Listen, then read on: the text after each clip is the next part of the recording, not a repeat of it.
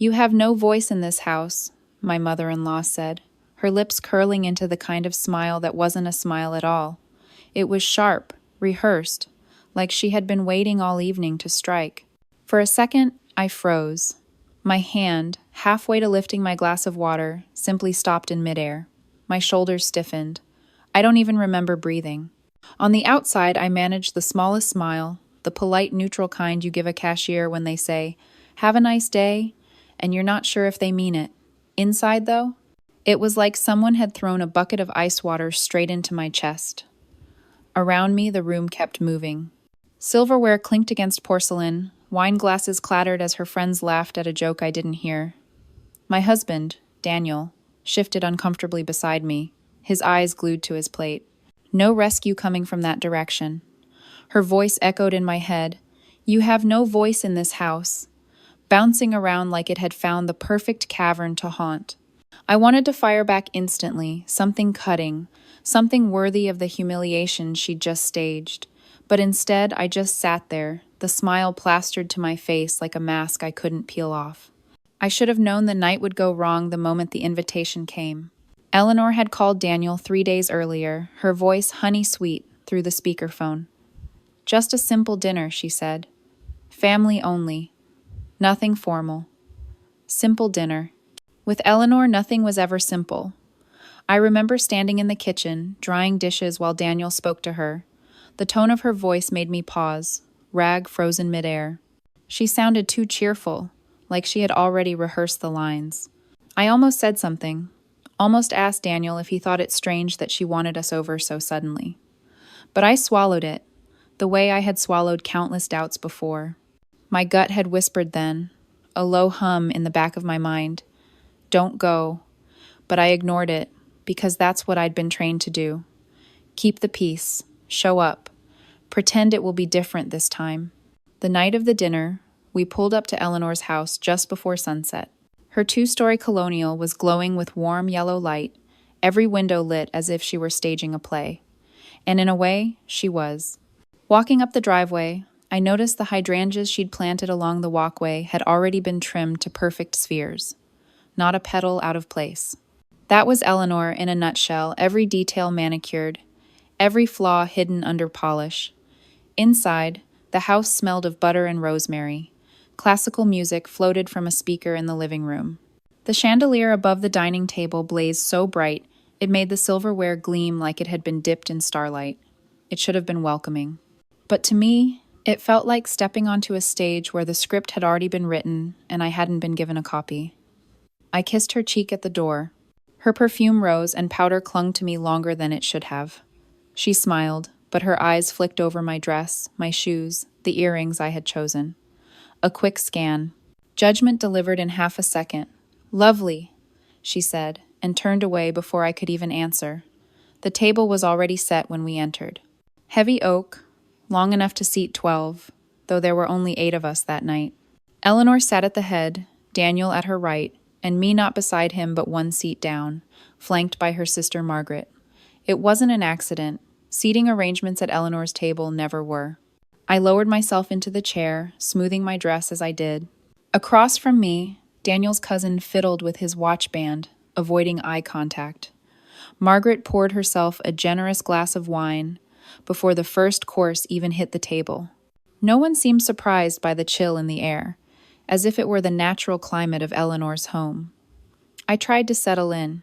I told myself it was just dinner, that maybe, just maybe, we would get through the evening without a jab, without a reminder of my place. After all, hadn't I brought the dessert Eleanor liked most? A lemon tart from the bakery downtown, the one she always praised. I thought maybe she'd smile when she saw it, maybe thank me, maybe for once include me. Wishful thinking. From the start, little signals stacked up. Eleanor barely looked at me when she spoke, always directing her comments to Daniel or Margaret. When she did acknowledge me, it was with a half smile that didn't touch her eyes. The first time she refilled Daniel's glass, she leaned across me without asking, her bracelet catching my sleeve like I wasn't even there. During the salad course, Margaret asked Daniel about work, and Eleanor jumped in to answer for him, laughing in that polished way of hers. Not once did she ask me anything. Not about my job, not about the new project I'd mentioned last week, not even about the dessert box sitting on the counter. It was as if I were part of the furniture there, but unnoticed. Still, I tried. I commented on the seasoning in the chicken, asked about her garden, even complimented the chandelier, though it hurt my eyes. Each attempt landed flat, brushed aside like crumbs from the tablecloth. And then came the stare. Halfway through the main course, Eleanor's gaze locked on mine. She tilted her head slightly, pearls swinging at her ears. The room hummed with conversation, but in that moment, all I could hear was my own heartbeat.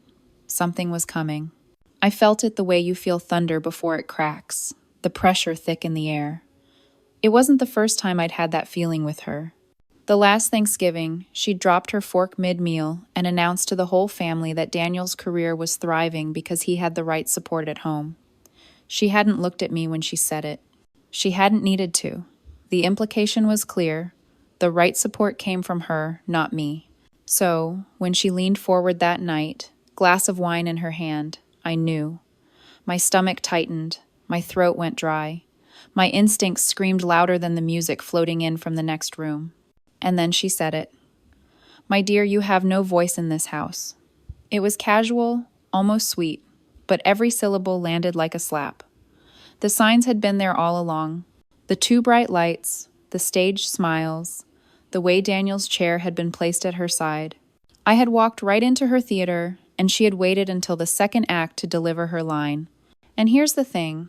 I didn't know in that exact moment that her little performance would change everything. I didn't know it was the spark that would light up the quiet fuse I had been carrying for years. But I felt it like the floor had tilted just slightly under my chair. Dinner had started the way all family dinners at my in-laws' house did: too much food, too much wine, and too many eyes that never quite softened when they landed on me.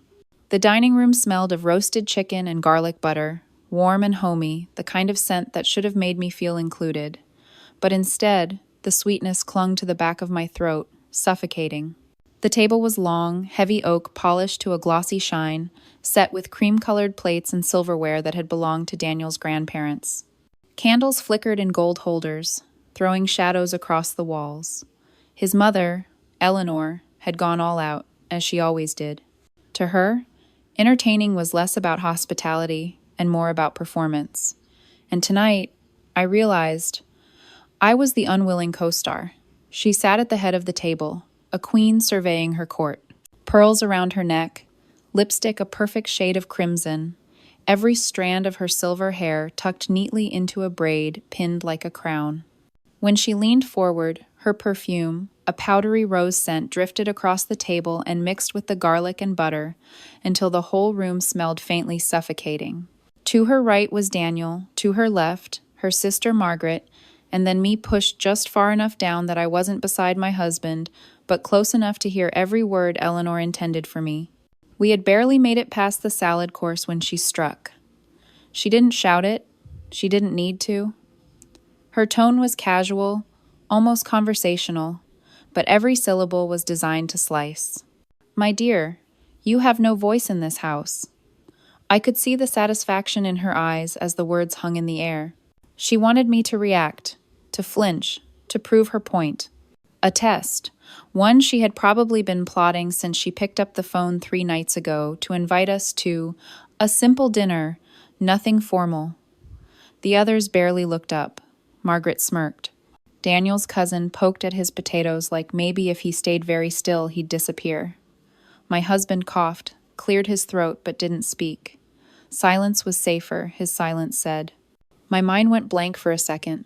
Then, too quickly, thoughts crashed in, tumbling over each other. Did she really just say that? In front of everyone? After everything I've done, meals cooked, holidays planned, birthdays remembered, bills quietly paid when they fell short, I pressed the edge of my napkin between my thumb and forefinger under the table, twisting it so hard the fabric nearly tore. My face stayed calm. I let out a small laugh, the kind that could pass as amusement if you weren't listening closely. But inside, it wasn't laughter. Inside, I could feel something shifting, like the crack of ice on a frozen lake. I glanced at Daniel. He didn't meet my eyes. His fork hovered over his plate, then lowered again. His ears had gone pink. He heard it. He knew. But he said nothing. That's when I realized something. Eleanor wasn't just trying to humiliate me. She was reminding me. Reminding me of the hierarchy she believed in. She at the top, Daniel as her loyal son, and me as, what? A placeholder? A guest? A voice she would never allow to matter? I swallowed.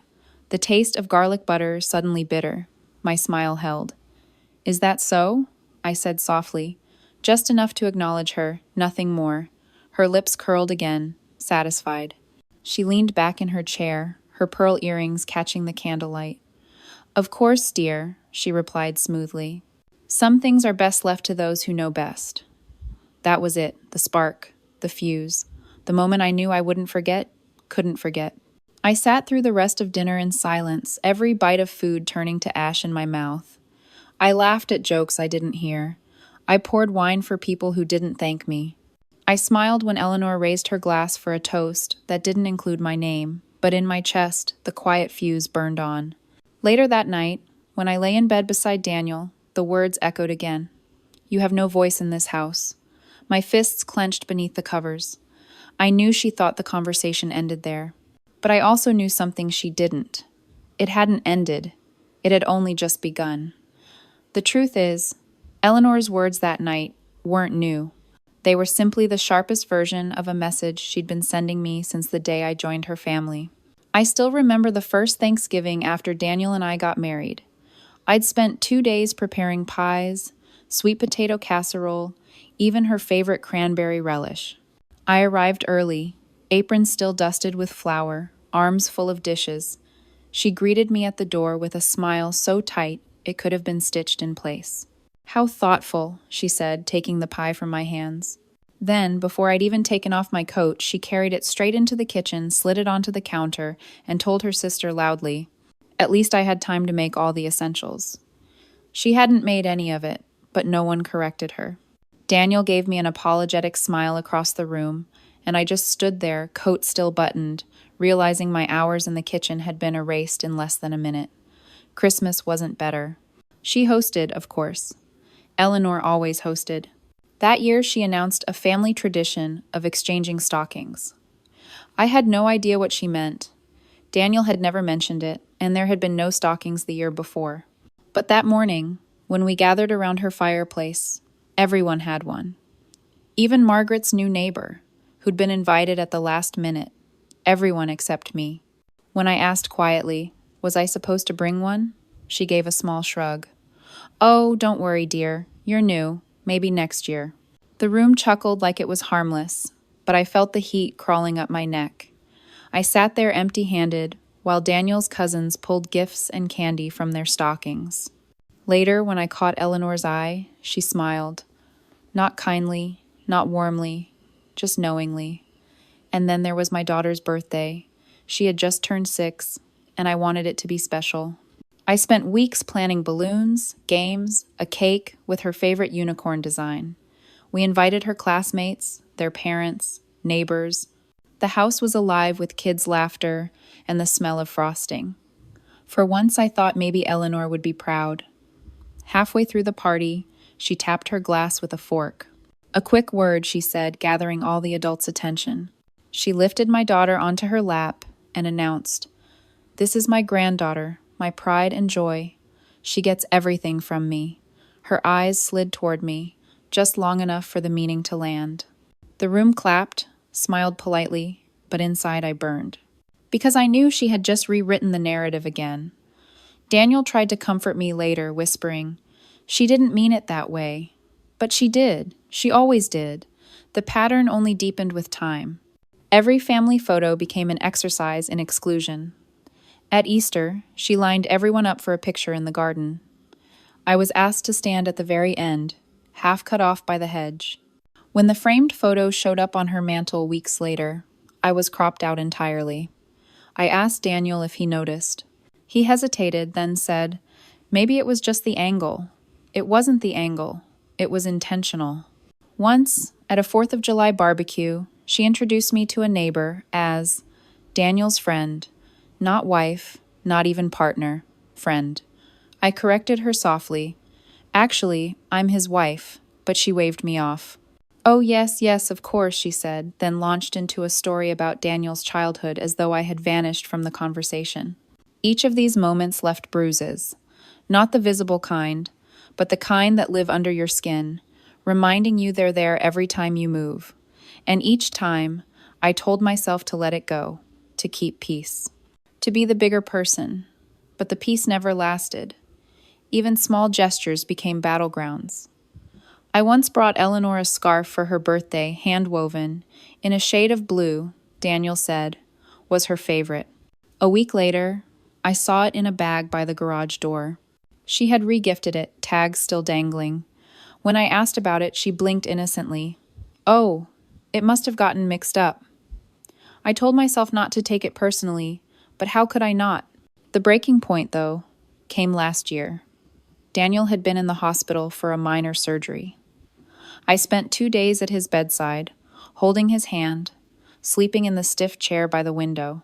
Eleanor visited once, swept in with a bouquet so large it blocked her face. She kissed his forehead, placed the flowers on the table, then turned to me. You can go home now, dear, she said smoothly. He'll need real care, not just company. I had been there for 48 hours straight. She stayed less than 20 minutes. I carried all of these moments with me into that dinner. Every jab, every erasure, every public humiliation. So when she finally said it out loud, "You have no voice in this house," it wasn't a surprise. It was a confirmation. What she didn't realize was that each of those past humiliations had left me with receipts. Words remembered, photos saved, videos recorded quietly on my phone when she thought no one was paying attention. And as I sat there at the table, napkin twisted tight in my lap, I realized something. Eleanor had given me no voice in her house, but I had found another way to speak. The dining room was too bright.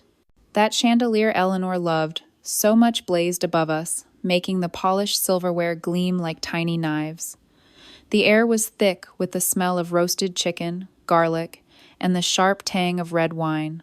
Somewhere in the background, the classical music had stopped, and the silence between songs pressed heavier than the candlelight itself. I could feel every detail, the sweat gathering at the back of my neck, the way the napkin twisted tighter between my fingers under the table, the faint scratch of Daniel's fork as he pushed food around his plate without lifting it to his mouth. He hadn't eaten for 10 minutes. Neither had I. Eleanor lifted her glass, swirled the wine, and set it down with a deliberate clink. She leaned forward, her pearls catching the light, and spoke as though she were commenting on the weather. "My dear, you have no voice in this house." It didn't matter that she said it softly, almost sweetly. The words cut sharper than if she'd screamed. I felt my chest tighten. Heat rose up my throat, though my face stayed neutral. I had practiced this mask for years. Outward calm, inward chaos. My heartbeat drummed so hard I could almost hear it echo in the stemware. The table went still. Margaret pretended to adjust her napkin, but her lips curled in satisfaction. Daniel's cousin cleared his throat, staring hard at the potatoes like they had suddenly become fascinating. And Daniel, my husband, shifted uncomfortably in his seat, the muscle in his jaw twitching, but his lips stayed pressed shut. No one spoke. They were waiting. Eleanor's eyes locked on mine. She wanted me to break. She wanted me to prove her right, to flinch, to get angry, to lash out so she could smile and say, "See? She doesn't belong." Instead, I smiled. Small, measured. "Is that so?" My voice was soft, almost conversational, but I knew every ear around the table caught it. Her smile widened, triumphant. Of course, some things are best left to those who know best. She picked up her fork again, as though the conversation were already finished. But it wasn't finished. Not this time. I straightened in my chair, my hand slipping into my purse. My phone was there, cool against my fingers, and for a second I felt the weight of every moment I had kept silent, every insult I had swallowed. The scarf in the donation bag, the stocking that never existed. The hospital room where she told me I wasn't enough. Not tonight. I tapped the screen, found the folder I had labeled months ago, and pressed play. The sound filled the room instantly, Eleanor's voice. Sharp and unmistakable, recorded from a birthday party last year. She does nothing. Everything you see here, I made happen. Without me, it would all fall apart. The words echoed off the oak table, bouncing against the chandelier crystals. For a moment, no one moved. Eleanor froze, fork suspended halfway to her mouth. Her eyes narrowed, flicking from me to the phone.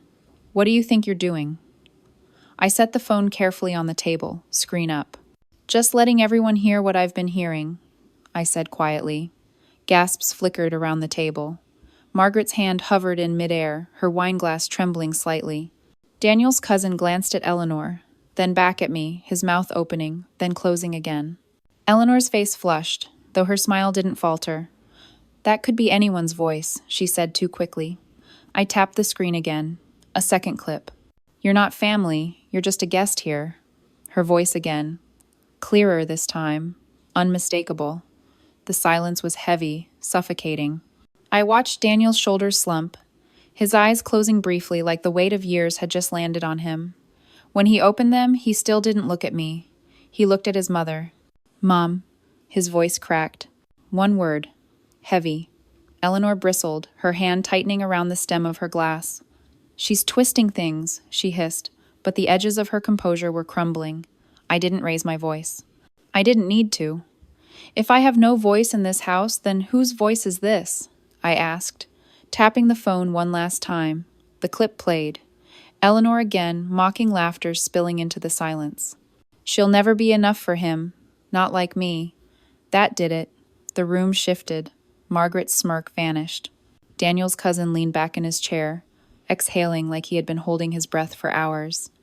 Daniel's fork clattered onto his plate, his hand running over his face as if he could wipe the moment away. And Eleanor, her queen's posture, faltered. She set her glass down too hard, wine sloshing over the rim. Her pearls trembled against her collarbone as she stood abruptly, chair scraping against the hardwood floor. Her eyes met mine, burning, searching for fear. But I didn't flinch. I just held her gaze, steady and calm, until she finally looked away.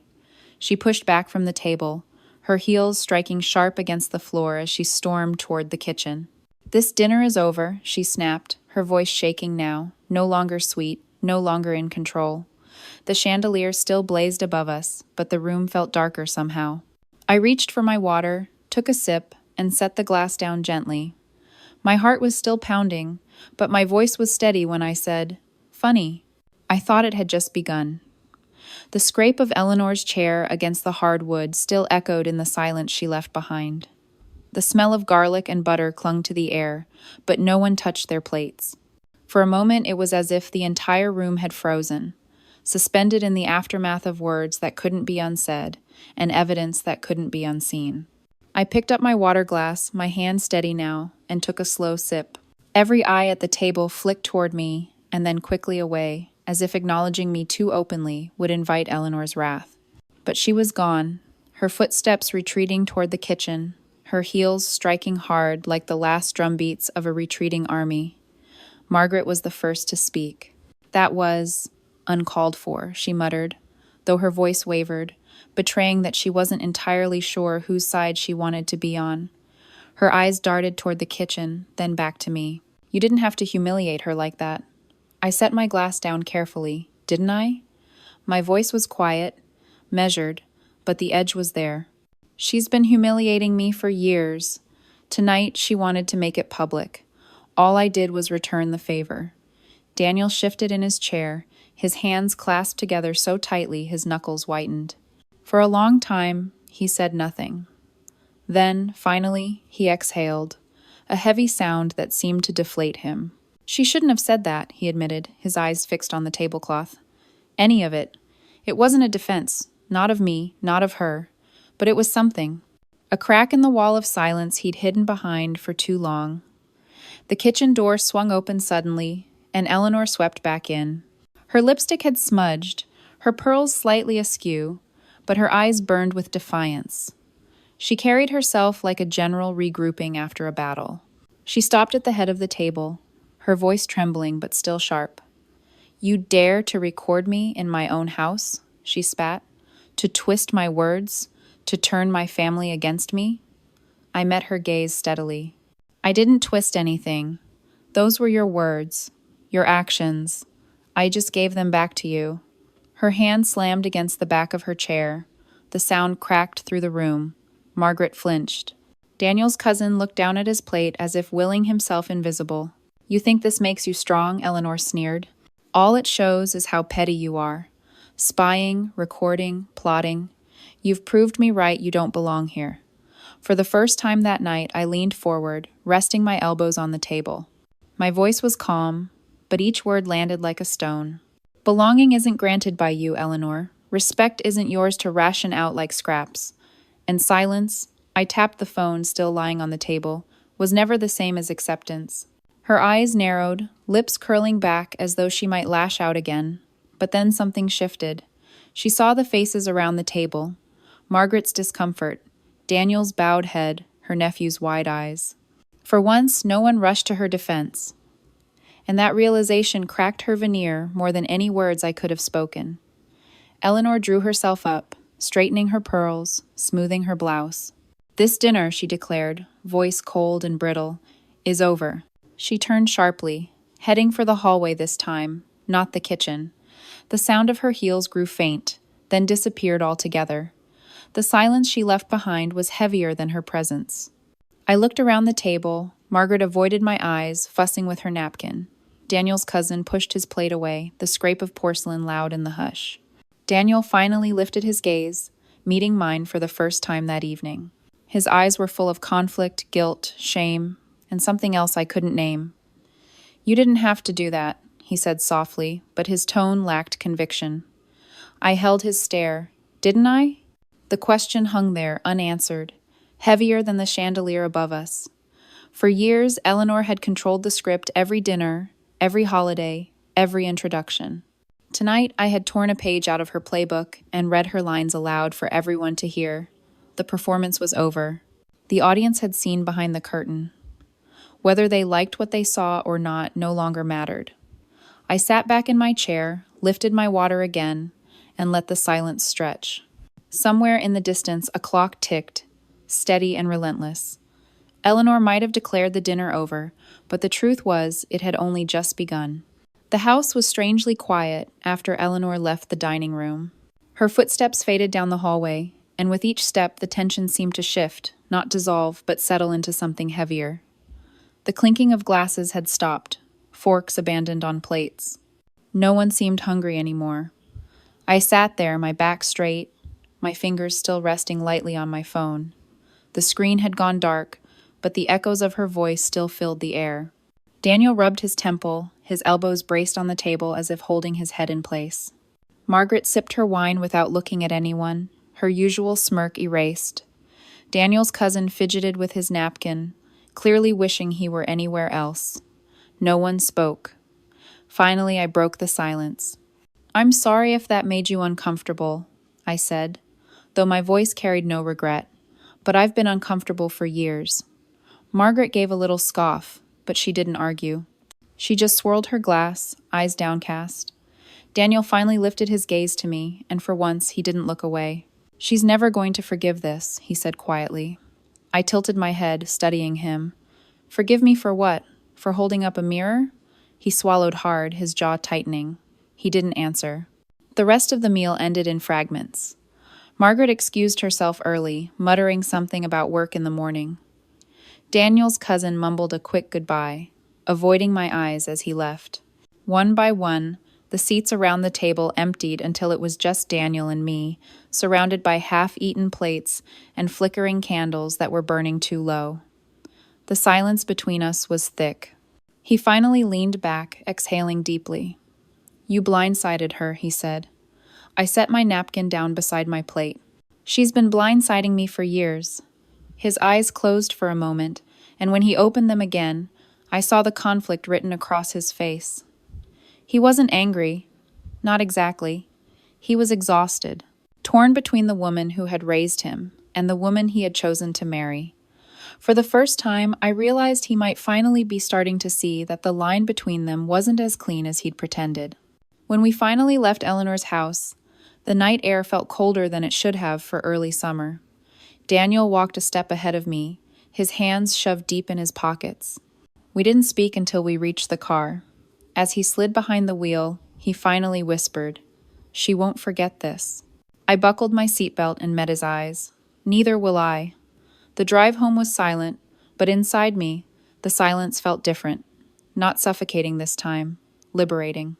For years I had bitten my tongue, swallowed my pride, tried to belong in a house where my presence was barely tolerated. Tonight, I hadn't shouted. I hadn't screamed. But I had been heard, and maybe that was enough. Back at home, after Daniel had gone upstairs, I lingered in the living room.